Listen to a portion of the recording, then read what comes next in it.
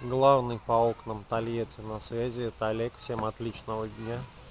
Сори за гнусавый голос, продуло, сопли текут. Завершил очередной адрес. Автозаводской район города Тольятти, пятиэтажка, планировка Старая Москва. Вот такая вот лоджия.